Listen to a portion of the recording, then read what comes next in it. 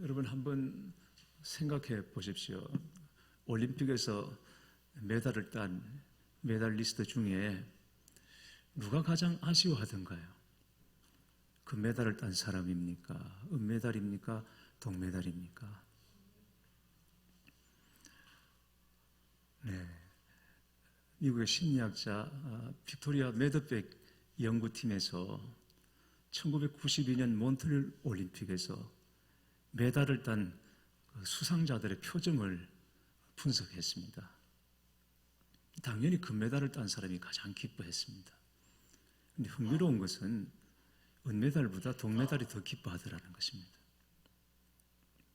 은메달을 딴 사람은 이 간발의 차이로 우승을 놓친 것에 대해서 너무 아쉬워한 반면에 동메달을 딴 사람은 아쉽게 메달을 따지 못한 4위 이하 선수들에 비해서 정말 잘 됐구나 하고 기뻐하고 감사하더라는 것입니다. 그래서 이 매드백 연구팀에서 한 얘기가 기쁨은 절대적인 성적에 따라 결정되는 게 아니라 누구와 비교하느냐 여기에 더 큰 영향을 받는다고 말했습니다. 은메달 수상자는 아깝게 메달을 놓쳤다는 생각에 더 연연해하고 그것이 이후의 행동과 심지어 인생 전반에 영향을 미치더라고 연구하고 분석했습니다. 이것은 우리 신앙생활에도 그대로 나타납니다. 감사할 수 있는데도 감사하지 못하는 사람이 있고 감사할 것이 전혀 없는 사람 같은데도 감사하는 사람이 있습니다. 그가 바로 예수님을 제대로 믿는 성도입니다. 믿는 사람과 믿지 않는 사람의 차이, 가장 뚜렷한 차이가 바로 이 감사에 있습니다. 있어서 감사하고 없어서 감사 못하는 것이 아닙니다. 조건이 아니라 감사는 믿음으로 하는 것입니다. 며칠 전에 신문에 올라온 어느 목사님의 글을 보니까 성도에게는 4가지 감사 제목이 있다고 했습니다. 첫째는 그래서 감사입니다. 우리에게 일어난 모든 일이 하나님의 선물이며 감사의 제목이라는 것입니다. 둘째는 그럼에도 감사입니다. 아직까지 이루어지지 않은 것들이나 때로는 놓친 것들, 아쉽게 지나가 버린 것들도 많지만 하나님이 우리에게 허락하신 가장 좋은 것이 아직 오지 않았다는 걸 믿고 그럼에도 감사하는 것입니다. 세 번째가 그것까지 감사입니다. 전에는 감사한 일인지 몰랐던 것들, 당연하게 여겼던 것까지도 다 감사라는 것이죠. 하지만 가장 큰 감사는 그 이름에 감사라고 했습니다. 우리처럼 연약하고 부족한 사람을 사랑하시고 우리 죄를 사하시기 위해 이 땅에 오신 예수님, 그 이름에 감사하는 것입니다. 그 이름을 찬송하면서 그 이름을 힘입어 거친 세상에서 승리하며 살아가는 것이 얼마나 큰 감사인가. 그래서 감사하고 그럼에도 감사하고 그것까지 감사하고 그 이름에 감사하는 사람, 성도는 감사하는 사람입니다. 신명기 8장 17절에서 18절 말씀을 보겠습니다. 개역 성경으로 제가 읽겠습니다.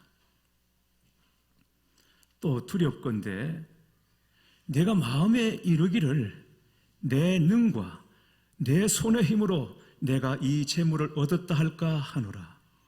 내 하나님 여호와를 기억하라. 그가 내게 재물 얻을 능력을 주셨음이라. 이같이 하시면 내 열조에게 맹세하신 언약을 오늘과 같이 이루려 하심이라. 가나안 진입을 앞둔 이스라엘 백성들 앞에서 모세가 한 말입니다. 모세는 두렵다고 했습니다. 무엇이 두렵습니까? 전쟁이 두렵습니까? 가나안이 두렵습니까? 그렇지 않습니다. 모세가 두려운 것은 이것입니다. 이스라엘 백성들이 마음에 이르기를 내 능과 내 손의 힘으로 내가 이 재물을 얻었다 할까 하노라. 이게 두렵다는 것입니다. 백성들이 하나님께서 주셨다는 것을 다 잊어버리게 될까? 그게 두렵다는 것입니다. 그래서 내 하나님 여호와를 기억하라. 그가 내게 재물 얻을 능력을 주셨음이라고 당부하고 있는 것입니다. 재물뿐이겠습니까? 모든 게 다 그렇지 않습니까? 하나님이 주시고 하나님이 지켜주셨다는 것을 잊어버리고 내가 어쩌고 저쩌고 하는 것, 그것이 참으로 두려운 일입니다. 일본의 유명한 우치무라 간조 신학자가 말했습니다. 만일 하나님이 인간을 저주하신다면 그것은 질병이나 실패나 배신이나 죽음으로 저주하는 것이 아니라 오히려 하나님의 살아계심이 믿어지지 않는 불신앙으로, 성경은 읽어도 하나님의 말씀이 들려오지 않은 막힌 귀로, 그리고 감사하는 마음이 생기지 않는 메마른 마음으로 저주하실 것이다 라고 말했습니다. 한 해의 끄트머리가 다가오고 있습니다. 올 한 해를 돌아보면서 가장 감사한 일은 무엇입니까? 다음 주일이 추수감사주일입니다. 오늘 주보에 추수감사주일 감사 제목 카드를 넣어드렸습니다.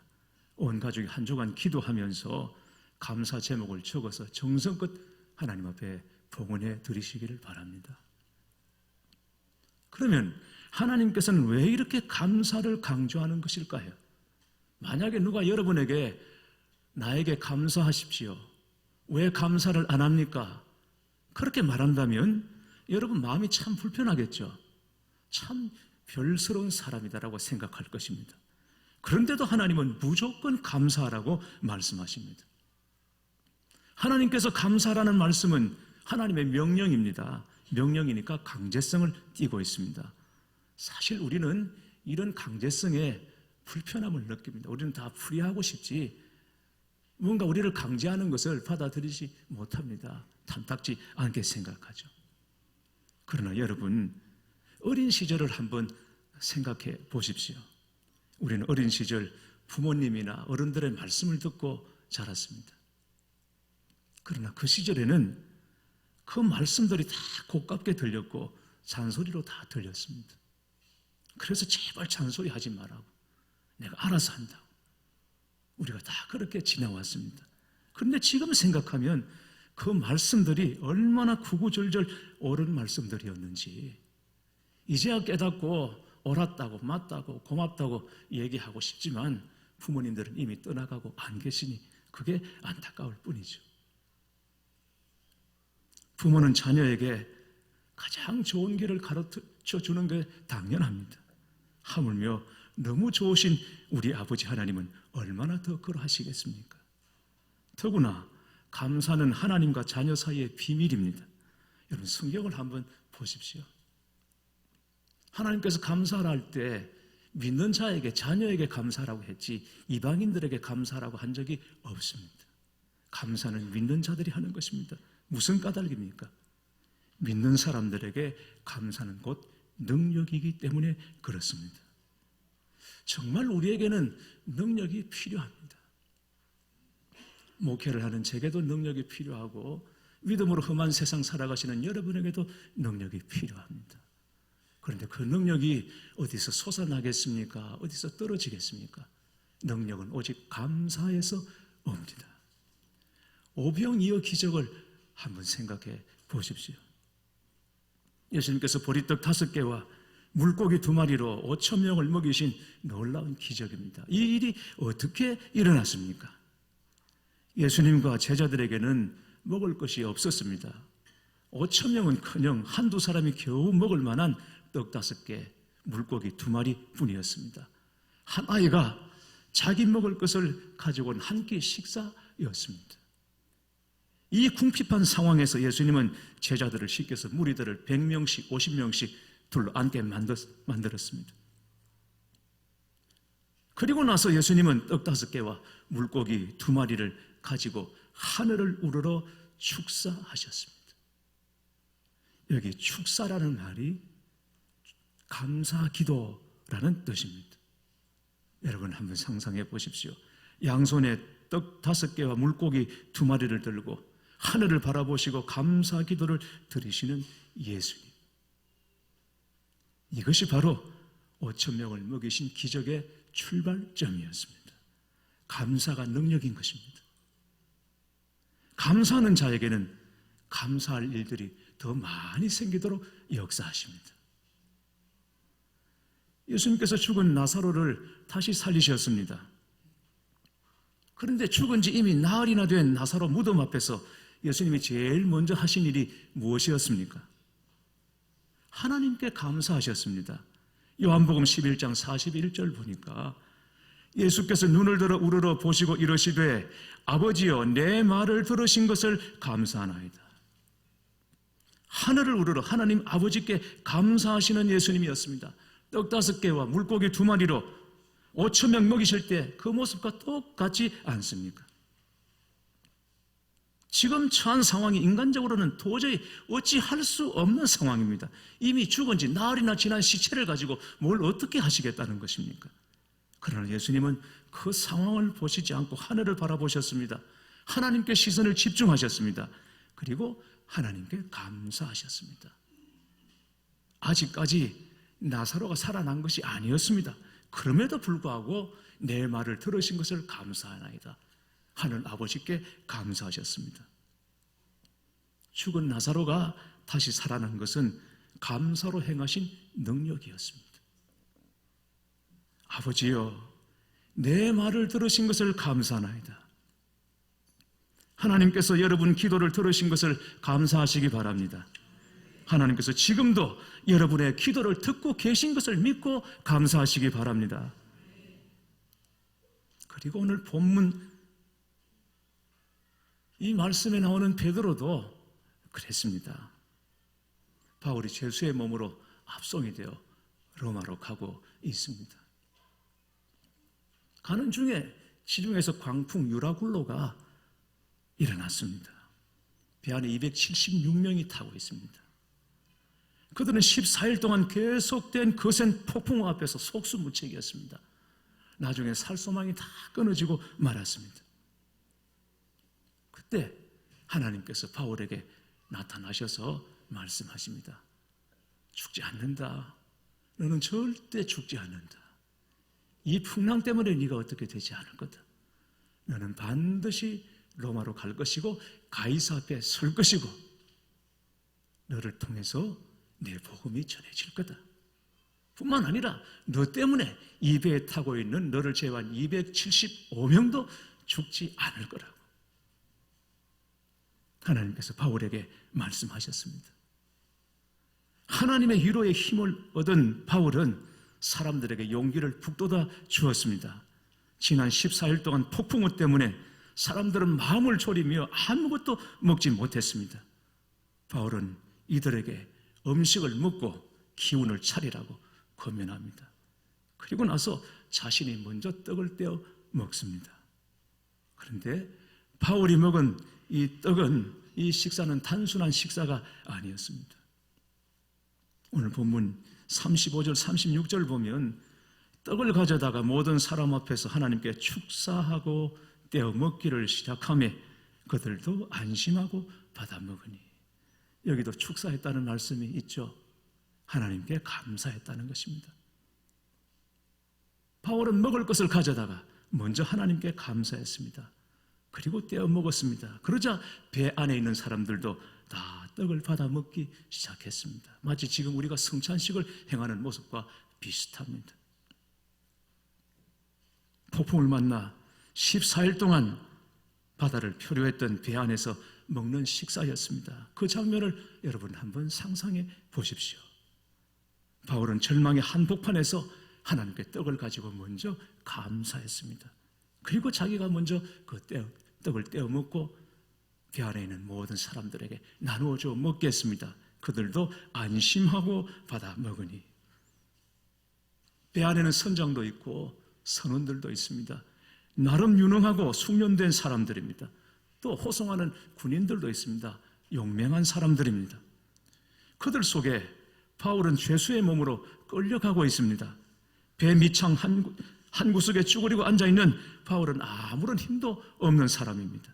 그러나 실상 이 상황에서 누가 그 상황을 주도하고 있습니까? 누가 리더입니까? 위기 속에서 배를 움직이는 사람이 누구입니까? 배가 파산하여 죽을 위기에서 사람들은 저마다 자기가 믿는 신들을 부르다가 절망했습니다. 그러나 그 가운데서 오직 한 사람, 바울은 하나님께 감사했습니다. 풍랑 속에서 바울이 감사하여 떡을 먹으니까 모두가 안심하고 떡을 먹었습니다. 다시 살 소망을 얻었다는 것입니다. 결국 276명 모두가 무사히 구출됩니다. 한 사람의 감사가 기적을 낳은 것입니다. 감사는 풍랑도 이깁니다. 감사가 능력입니다. 믿으시기를 축원합니다. 유명한 정트리오의 바이올리니스트 정경화 씨가 손가락 부상으로 5년간 연주를 쉬어야 했던 때가 있었습니다. 그때 그녀가 한 신문사 인터뷰에서 이렇게 말했습니다. 나는 하나님을 믿는 사람이니까 하나님이 이런 시련을 주실 때는 무슨 뜻이 있을 거야. 어머니가 들려주신 화가 복이 된다는 말씀을 수만 번 떠올리며 지냈습니다. 신기하게도 그 후부터 오히려 연주에 더 여유를 가질 수 있게 되었습니다. 기자가 물었습니다. 혹시 손가락 보험을 들었냐? 물었을 때 정경화 씨는 어머니가 늘상 하던 말씀대로 이렇게 대답했습니다. 보험은 하나님한테 드는 거야. 뭐하러 보험을 드냐? 물론 손가락 보험이 아니라 다른 보험은 우리는 드려야 될 수도 있죠.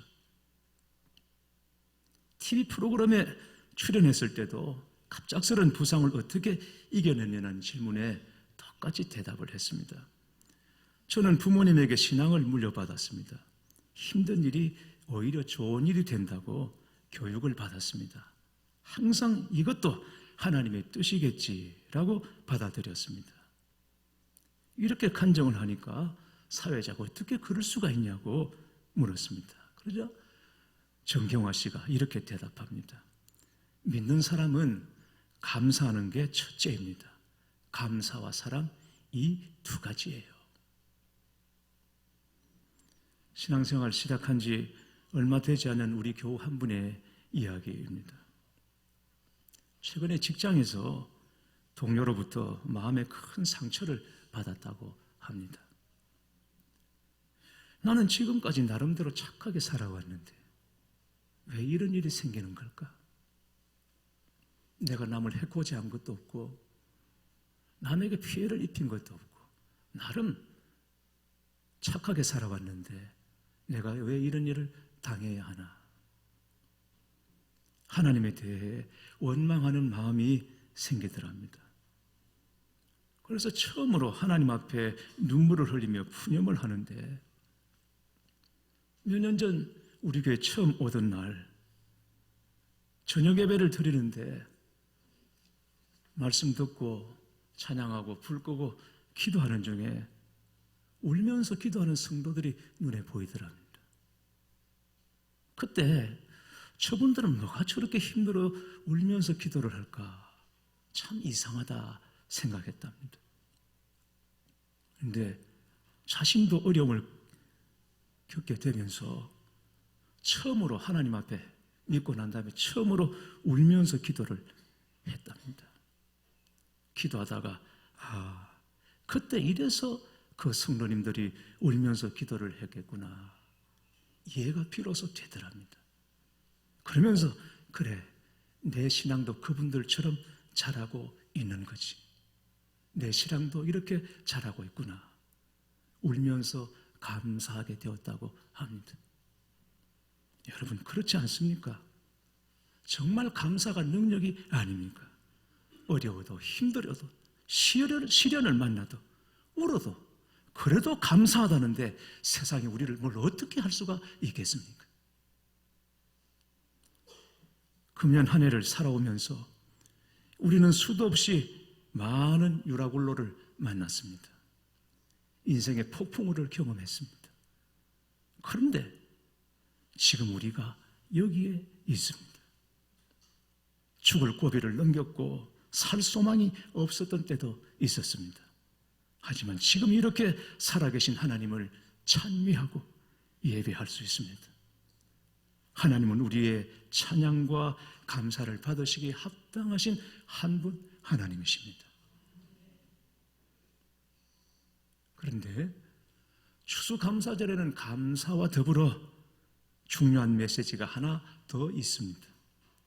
출애굽기 23장 14절에서 16절 말씀을 보면 하나님께서 이스라엘 백성에게 명령하십니다. 너는 매년 3번 내게 절기를 지킬지니라. 너는 무교병의 절기를 지키라. 내가 내게 명령한 대로 아비벌의 정한 때에 1해 동안 무교병을 먹을지니 이는 그날에 내가 애굽에서 나왔습니다. 빈손으로 내 앞에 나오지 말지니라. 맥주절을 지키라. 이는 내가 수고하여 밭에 뿌린 것의 첫 열매를 거둠이니라. 수장절을 지키라. 이는 내가 수고하여 이룬 것을 연말에 밭에서부터 거두어 저장함이니라. 하나님께서 이스라엘 백성에게 3가지 절기를 지키라고 말씀하십니다. 이른바 3대 절기입니다. 첫 번째 절기가 무교절입니다. 유월절이라고도 합니다. 두 번째 절기가 맥추절이고 세 번째 절기가 수장절, 곧 추수감사절입니다. 그런데 이 세 절기에는 놀랍게도 예수님으로 인하여 이루어질 구원의 단계가 담겨 있다는 것입니다. 유월절의 의미는 여러분이 이미 잘 아실 것입니다. 이스라엘 백성이 애굽에 430년간 종살이하다가 하나님께서 그들을 구출하시던 날 밤에 양을 잡아 그 피를 집 문설주에 임방에 바르면 죽음의 사자가 건너뜁니다. 그런데 양의 피를 바르지 않은 애굽 사람들의 집에는 첫 번째 자식이 죽고 짐승의 맞배가 죽어서 애굽 전역에 통곡이 울려 퍼지기 시작했습니다. 어떻게 보면 아무것도 아닌 것 같고 장난처럼 들리는 이 말씀에 순종해서 양을 잡아서 집에 바른 사람은 이상하게 죽음의 사자가 건너뛰어서 생명을 지키게 되더라는 것이고 그 사람들이 애굽을 탈출하게 되었던 것입니다. 이 유월절입니다. 유월절은 예수님의 죽음과 예수님의 부활을 상징하는 것입니다. 두 번째 맥주절은 성령의 강림을 상징하는 것입니다. 성령 강림절입니다. 그리고 수장절은 구원받을 자와 멸망당할 자가 구별되는 주님의 재림을 상징하는 절기입니다. 수장절을 지키라. 이는 내가 수고하여 이룬 것을 연말에 밭에서부터 거두어 저장함이니라. 곧 알곡과 쭉정이를 가르는 심판의 때가 수장절입니다. 그러므로 감사는 누가 합니까? 알곡인 성도들이 하는 것입니다. 성도가 감사하는 것입니다. 성도는 감사의 사람입니다. 그래서 진정한 감사는 믿는 사람만이 할 수 있다고 말씀드리는 것입니다. 주님의 재림을 기다리고 기대하고 주님을 맞이하는 심정으로 감사절을 준비해 보시기를 바랍니다. 추수감사절은 우리의 마지막을 준비하는 것과 같이 중요한 의미가 담겨 있습니다. 그러니 여러분이 하실 수 있는 최선으로 감사하시기를 바랍니다. 자녀들까지도 자기 이름으로 하나님 앞에 감사하시도록 여러분 아이들을 인도해 주시기를 바랍니다. 한번 저를 따라서 크게 외쳐보시길 바랍니다. 저를 따라서 한번 크게 외쳐보십시오. 감사는 능력이다. 네, 조금 더 크게 한번 우리 마음으로 믿고 외쳐보시겠습니다. 감사는 능력이다.